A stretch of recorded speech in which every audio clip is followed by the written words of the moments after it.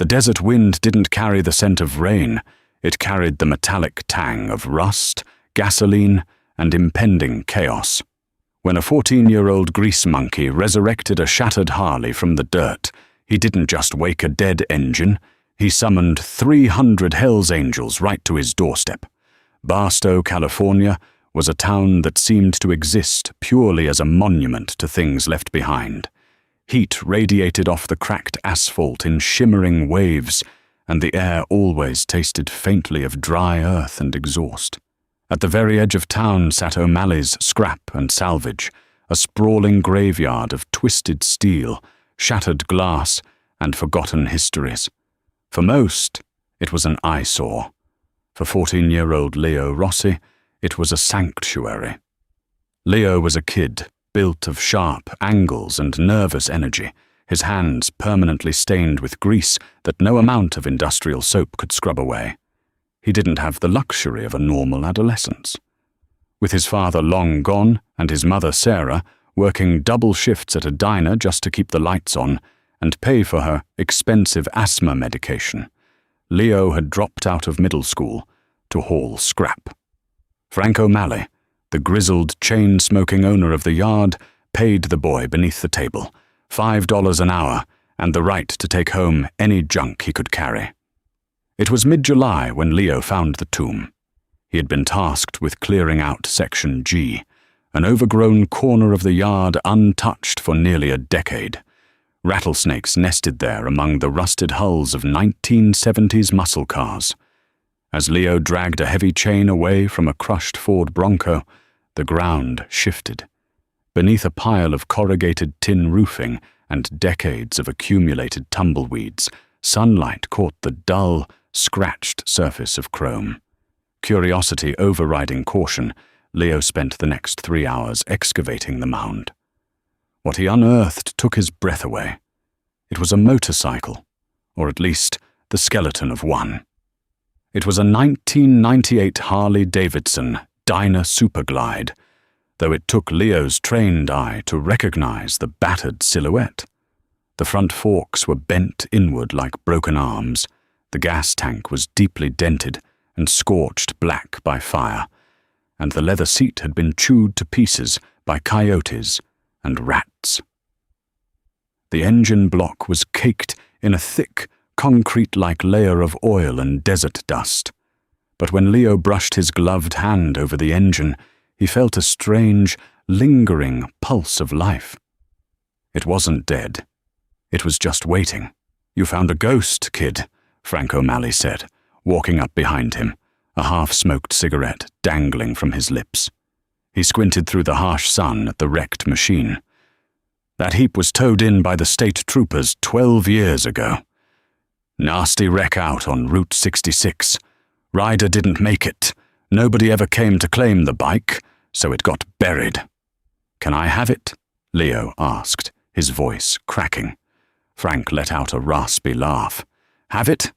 Kid, that engine is seized tighter than a bank vault. The frame is probably bent. It's a paperweight.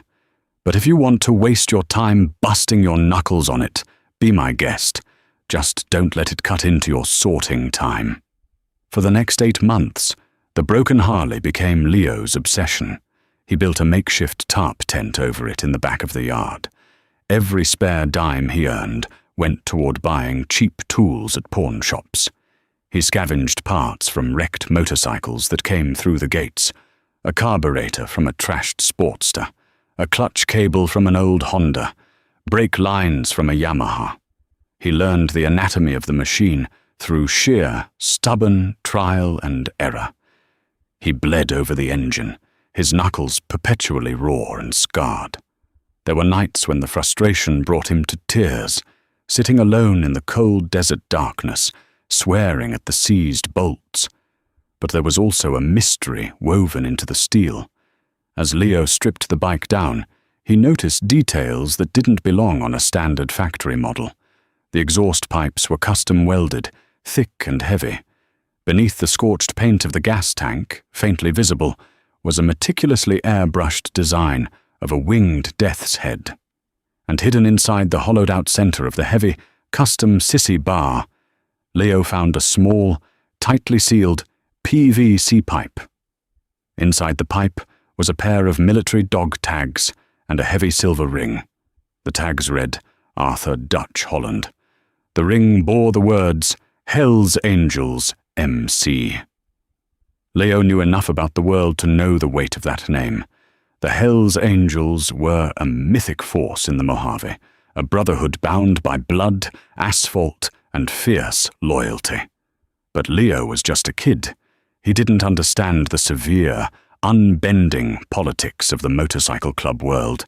He didn't know that a dead member's bike was considered sacred ground, and that altering it, or even possessing it without permission, was an offense that could bring down unimaginable wrath. To Leo, it was just a machine that needed to be saved. In late March, exactly 8 months after he'd dug it out of the dirt, Leo hooked up a scavenged battery, poured fresh gasoline into the patched tank, and kicked the starter. The engine didn't turn. He kicked it again. Nothing. Sweat stinging his eyes, Leo put his entire meager body weight into a third, violent kick. The engine coughed. A puff of black smoke shot out of the exhaust, and then, with an earth-shaking, thunderous roar that rattled the corrugated tin fences of the junkyard, the Harley-Davidson screamed to life. It didn't purr, it snarled, a violent, uneven rhythm that sounded like a heartbeat returning from the grave. Leo dropped to his knees in the dirt, his face covered in oil and tears, listening to the sweetest music he had ever heard. By April, the bike wasn't just running. It was rolling.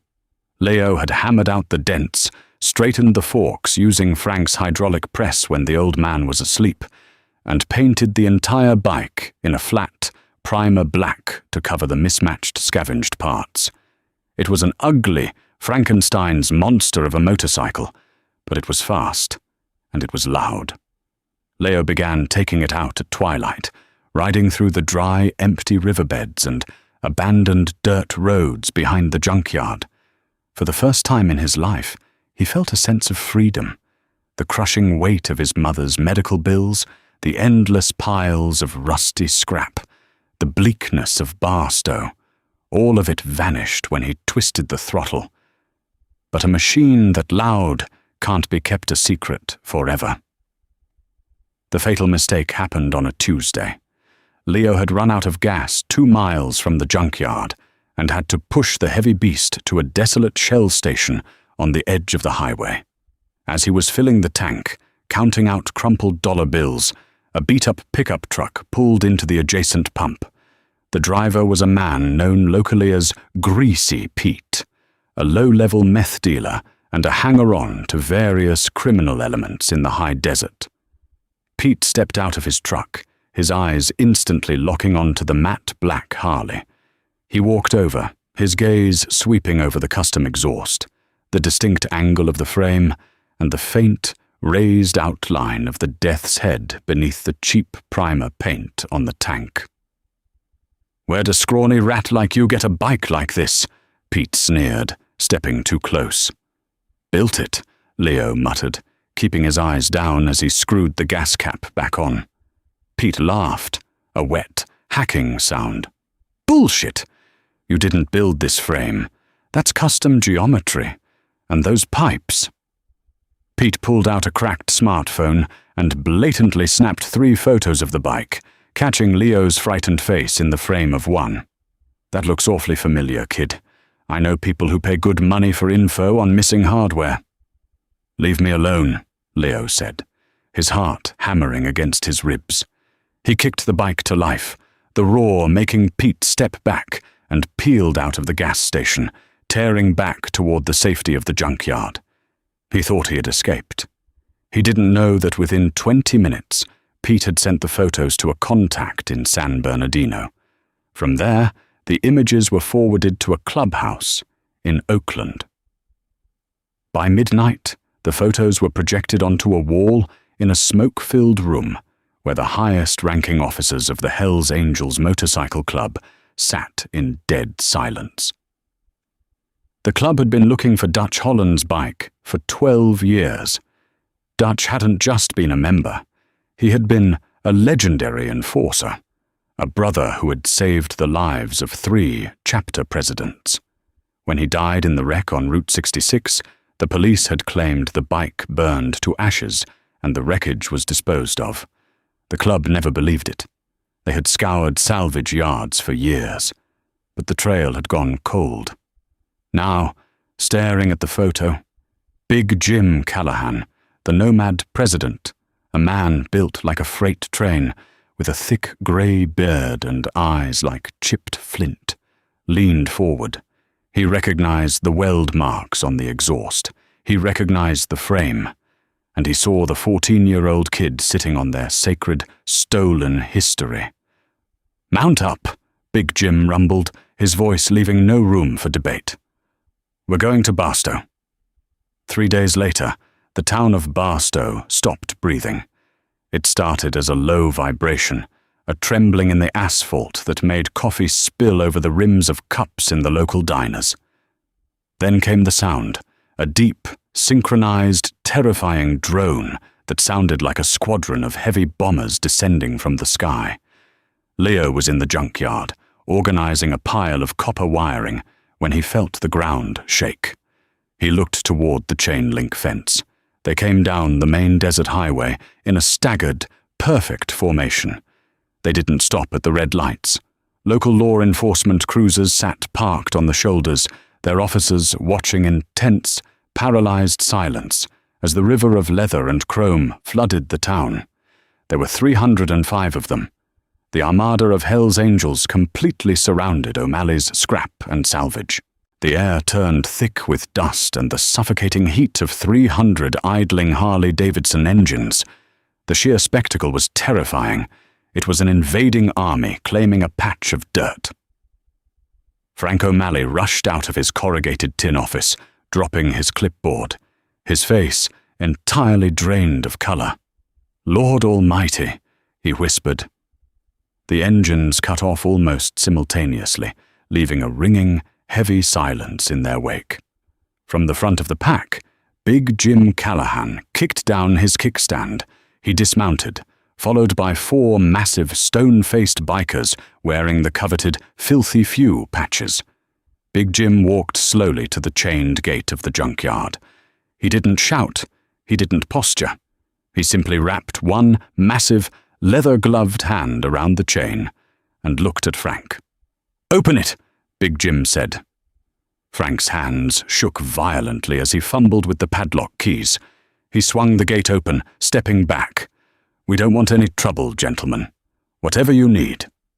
Big Jim ignored him, his eyes scanning the yard until they locked onto the makeshift tarp tent in the back. And then he saw Leo. Leo was standing frozen, clutching a heavy iron wrench in his right hand. He was terrified, but he refused to run.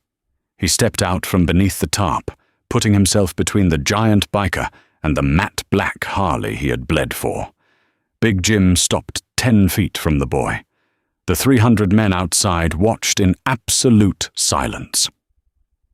"That's not your bike, kid," Big Jim said, his voice a low, dangerous rumble. "That belongs to a ghost, and you're going to step away from it right now."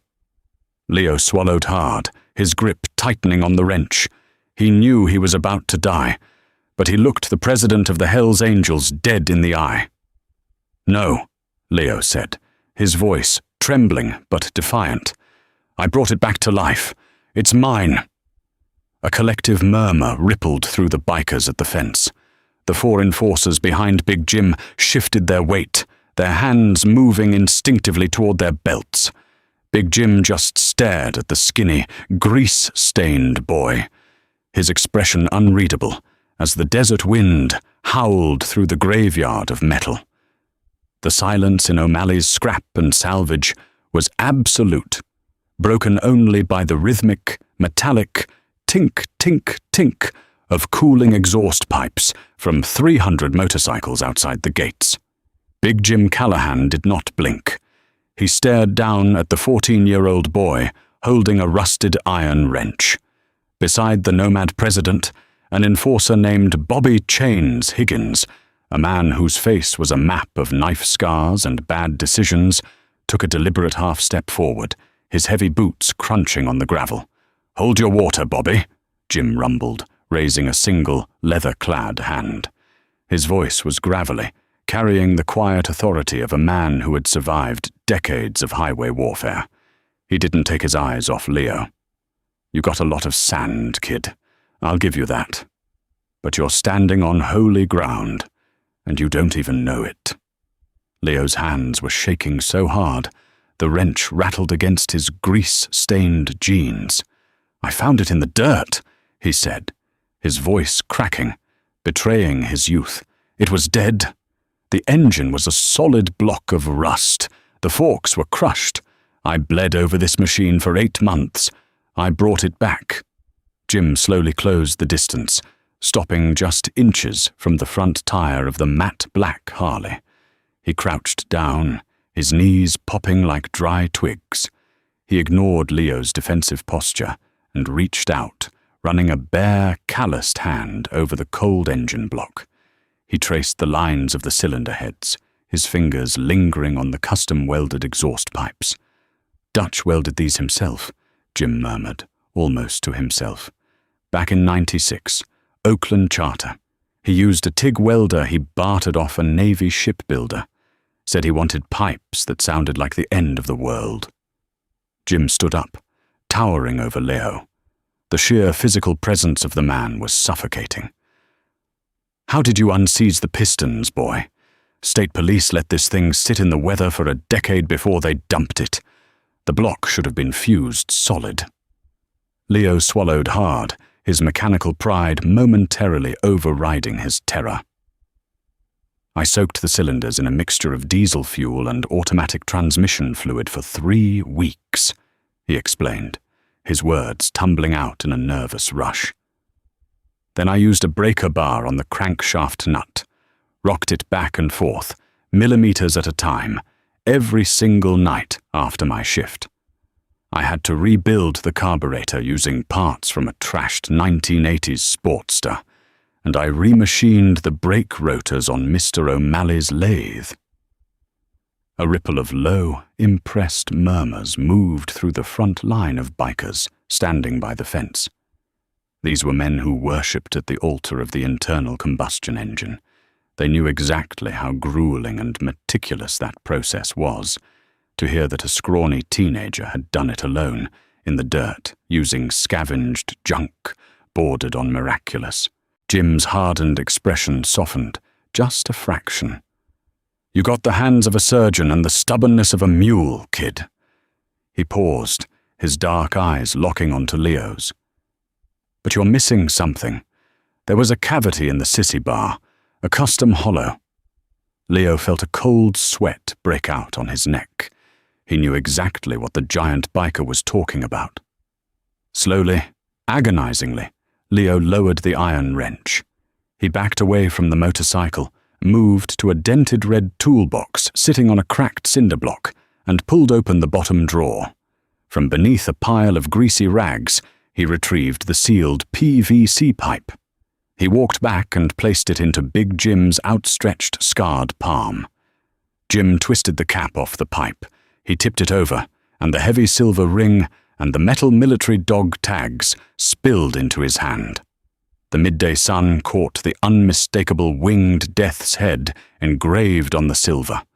It was a ring that had been forged in the fires of the club's brutal history, a symbol of absolute, unbreakable brotherhood. For a long moment, the nomad president just stared at the ring.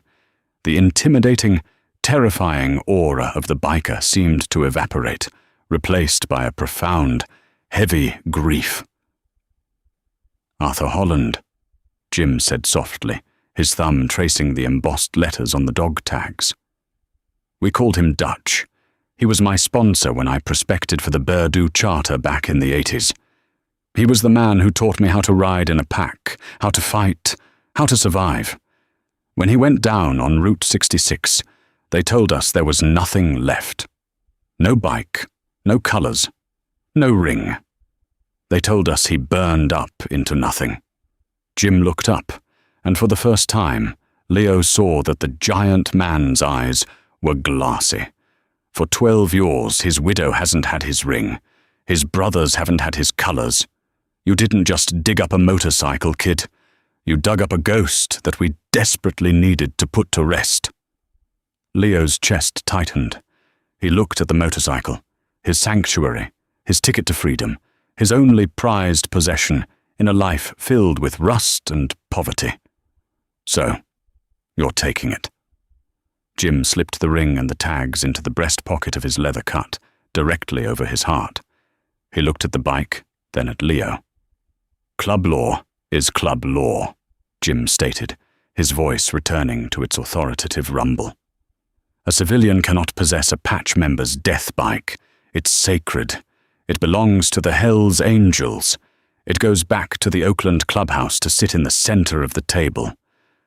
I'm sorry, son, but this machine doesn't belong to you. Tears, hot and humiliated, pricked the corners of Leo's eyes. He didn't care about the 300 dangerous men watching him. He only cared about the injustice of it all. It's not fair, Leo shouted, his voice echoing off the corrugated tin walls. You didn't fix it. You didn't bleed for it. I need this bike. I need it to get to work. I need to sell it so I can pay for my mum's asthma medication.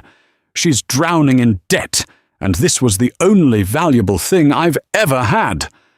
The silence returned, heavier this time. Bobby chains.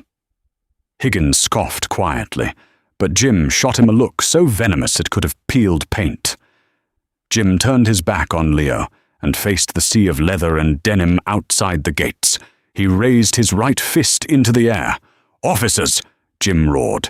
Front and center. We're having church.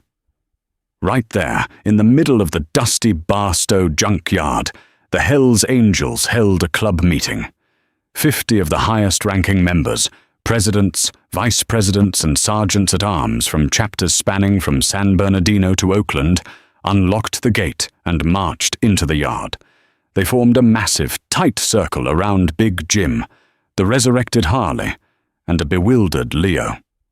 Frank O'Malley, the junkyard owner, had locked himself inside his office, watching through the blinds in sheer terror. We have a situation, Jim addressed the circle, his voice booming. This boy found Dutch's iron. He resurrected a dead block. He found the ring, and he kept it safe. He didn't pawn it. He didn't melt it down. He treated the machine with respect. The bike comes with us, Jim, said a heavily tattooed man with a San Francisco rocker on his back. That's not up for debate. Sonny's old rules dictate it. Dutch's bike sits in the clubhouse. I know the damn rules, Mike, Jim snapped back. The bike goes to Oakland, but the Hells Angels don't steal from civilians who do us a service. This kid gave us our brother back, and he put 8 months of hard labor into a machine that by all rights should be scrap metal. The boy says his mother is sick. He says he built this bike to save her. Jim turned around in the center of the circle, making eye contact with the hardened men of his club. We talk about respect. We talk about honor. What's the price of a brother's soul? The circle went completely quiet. The men looked at the bike, recognizing the flawless mechanical work beneath the ugly primer paint. Then they looked at Leo, skinny, covered in grease, shivering despite the desert heat, standing his ground. Mike, the San Francisco president, slowly reached inside his leather vest. He pulled out a thick wad of $100 bills bound in a rubber band and tossed it onto the seat of the Harley. Dutch saved my life in a bar fight in Reno, Mike said simply. That's for the kid's labor. Another biker stepped forward, pulling a gold money clip from his pocket. He peeled off several large bills and dropped them onto the pile. Dutch rode 200 miles in the rain to help me bury my father. Pay the boy. It happened like a chain reaction. One by one, the most feared men on the West Coast stepped forward in the blistering Barstow heat. They emptied their wallets, tossing cash onto the leather seat of the motorcycle. Hundreds, 50s, 20s. They were paying a debt they felt in their bones, honoring a fallen brother by honoring the boy who had brought his memory back to the surface. Leo watched in absolute shock as the pile of green paper grew into a small mountain. When the last man had stepped back, Big Jim walked over to the bike. He scooped up the massive pile of cash, easily over $20,000, and walked over to Leo. He shoved the money into the boy's greasy, trembling hands. "Club business pays its debts," Jim said, his voice softer now. "This covers your labor, your storage fees, and your mother's medical bills. You take this to her today. You understand me?" Leo looked down at the fortune in his hands, completely overwhelmed. "I don't know what to say." "You don't say anything," Jim replied. "But we're taking the bike." Jim gave a nod, and two massive prospects ran into the yard, pushing a custom-built, low-riding trailer behind a heavy-duty pickup truck. With reverent, careful movements, they loaded the matte black Harley onto the trailer, strapping it down securely. Leo watched it go, a dull ache in his chest, but the crushing weight of his reality had been lifted by the cash in his hands. As the prospects secured the trailer, Jim whistled sharply. Bobby Chains Higgins rode his own massive Road King into the yard. But he wasn't alone. He was ponying a second motorcycle beside him, steering it with one hand. It was a 2004 Harley-Davidson Sportster, 1200. It wasn't pretty. The paint was chipped, the chrome was dull, and the exhaust was stock. But it was entirely whole, fully functional, and legally clean. Bobby kicked down the stand and walked away, leaving the bike sitting in the dirt next to Leo. "It's a starter bike," Jim said, looking at Leo's stunned expression. "Clean title. Keys are in the ignition. It belonged to a prospect who decided the life wasn't for him. It needs a lot of love, a carburetor rebuild, and a new paint job. But from what I've seen today, you're exactly the man for the job." Leo looked from the Sportster to Big Jim, his jaw slack. "For me?" "A mechanic without a bike is a tragedy," Jim said, a faint, grim smile touching his lips. "And kid, when you turn 18, if you ever get tired of hauling scrap for O'Malley, you ride that Sportster out to San Bernardino, ask for the Burdu charter, tell them Big Jim sent you. We always have room in the shop for a surgeon." Jim turned his back, striding toward his own motorcycle. The 50 officers fell in behind him, marching out of the junkyard like a retreating military regiment. Jim mounted his bike, the engine roaring to life with a twist of his wrist. 304 other engines answered the call, the sheer volume shaking the dust from the corrugated tin roofs of Barstow. Leo stood in the dirt, clutching the life-changing wad of cash to his chest, the keys to his new motorcycle gleaming in the ignition. He watched as the sea of leather, chrome, and roaring thunder rolled out of town, a massive black serpent winding its way back onto the desert highway, taking the ghost of Dutch Holland home. The storm passed as quickly as it had arrived, leaving the junkyard in an eerie, ringing silence. But the air felt different now. The scent of rust and hopelessness was gone, replaced by the lingering smell of high-octane gasoline and the undeniable promise of a wide-open road. The Barstow dust eventually settled, but the legend of the Junkyard Kid forever altered the town's quiet history. Leo Rossi didn't just rebuild a shattered engine. He bridged a gap between a forgotten ghost and a fierce brotherhood. With his mother's health secured and a Sportster waiting in the wings, Leo learned that sometimes true freedom isn't just found on the open road. It's forged in the fires of respect, grease, and unexpected grace.